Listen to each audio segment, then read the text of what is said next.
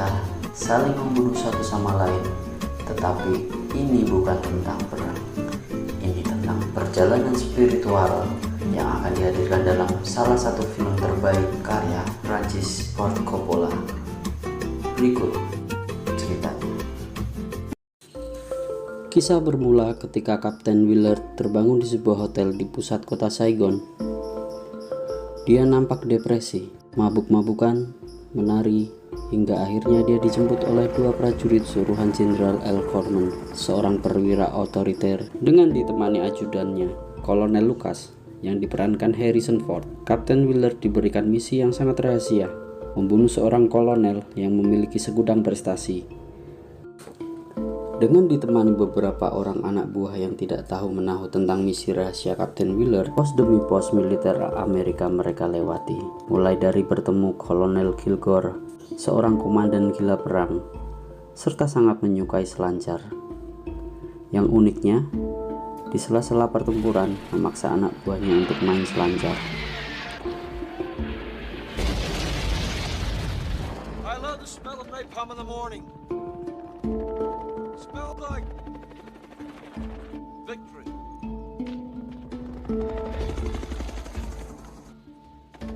Hingga akhirnya Kapten Will memutuskan untuk pergi melarikan diri dan merampas papan seluncur milik Kolonel Kilgore.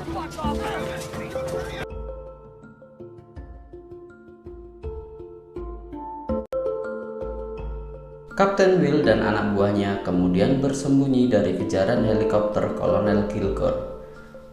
Dan di saat situasi dirasa aman, Chef dan Kapten Will hendak turun dari kapal dan mencari makanan di dalam hutan. Di saat mereka tengah asyik mengobrol, kemudian terdengar suara mencurigakan dari semak-semak.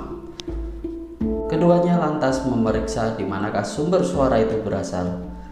Dan tiba-tiba seekor harimau melompat keluar dari semak-semak. Sontak, Kapten Will dan Chef menembak membabi buta ke arah harimau itu. Bukan harimau Cisewu ya.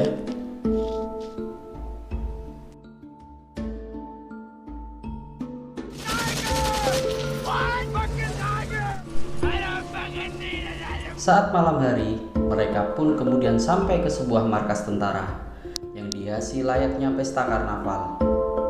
Di sana, rombongan Kapten Will berniat meminta bahan bakar, logistik, serta amunisi untuk keperluan misi. Tetapi petugas yang bertanggung jawab di markas itu membuat Kapten Will marah hingga akhirnya hampir saja terjadi perkelahian. Dan karena tidak enak hati, petugas itu lantas menawarkan Kapten Will untuk ikut bergabung ke sebuah pertunjukan utama malam itu.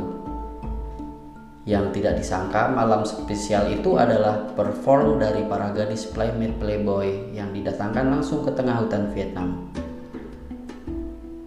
Dikarenakan perform dari gadis playboy yang semakin liar, kemudian banyak dari para tentara yang kehilangan kontrol diri dan mengakibatkan pertunjukan malam itu harus segera diakhiri.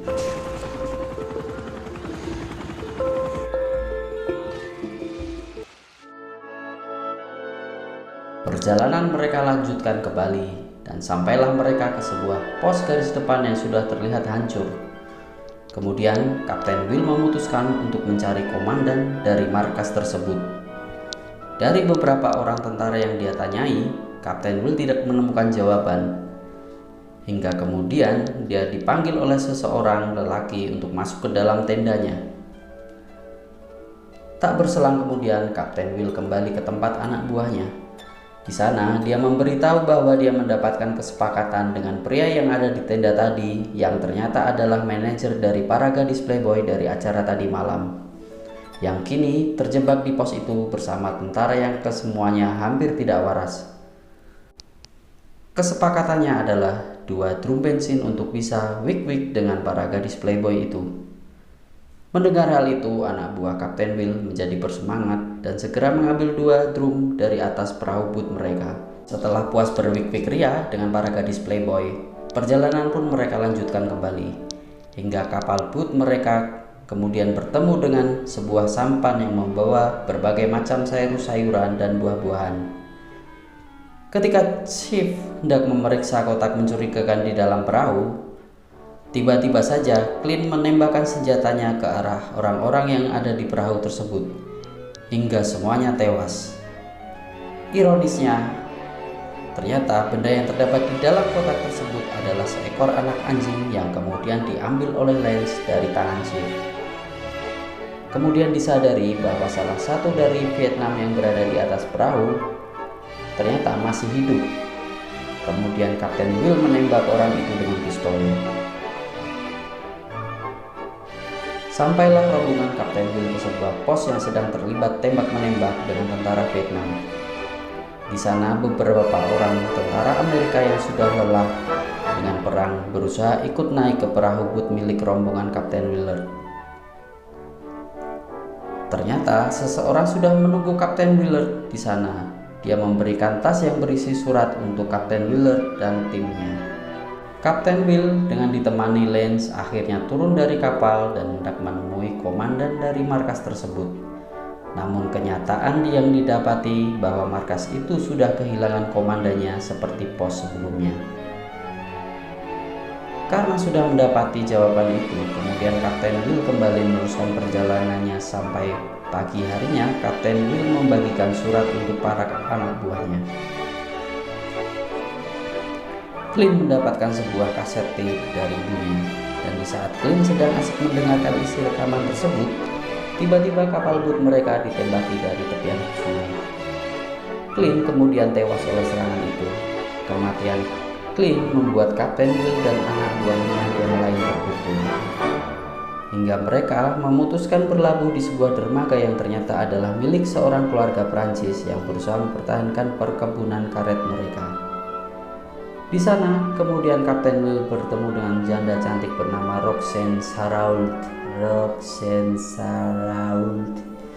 yang berusaha menggoda Kapten Will dengan tatapan nakalnya. Hingga malam harinya mereka melakukan adegan mantap-mantap yang tentu saja dalam channel ini tidak akan saya perlihatkan. Tonton film aslinya saja.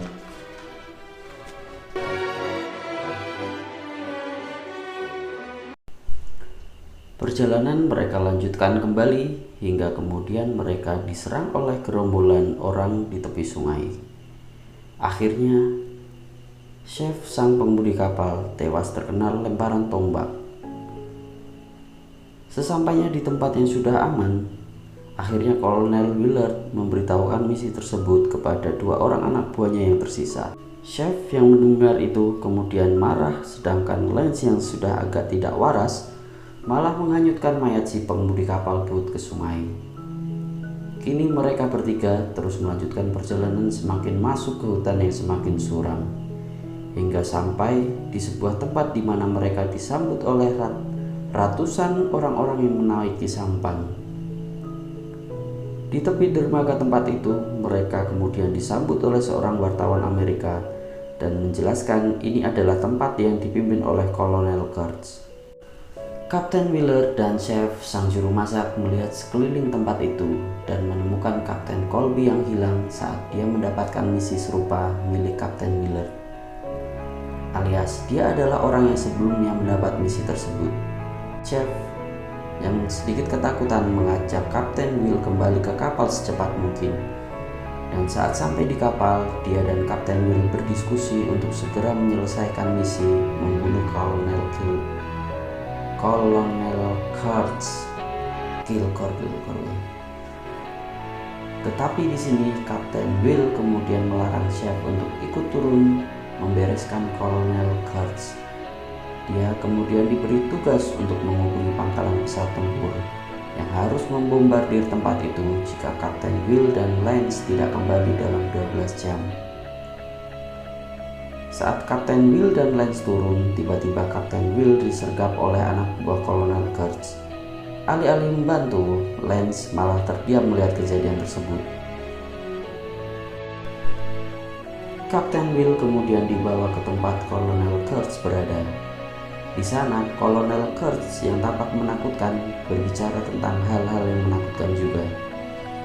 Setelah dipertemukan dengan Kolonel Kurtz, kemudian Kapten Will dibawa ke sebuah tahanan.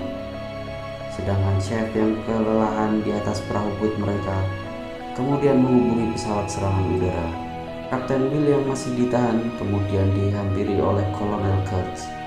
Di sana mereka hanya saling berpandangan dan kemudian Kolonel Kurtz meninggalkan Kapten Will yang masih terikat.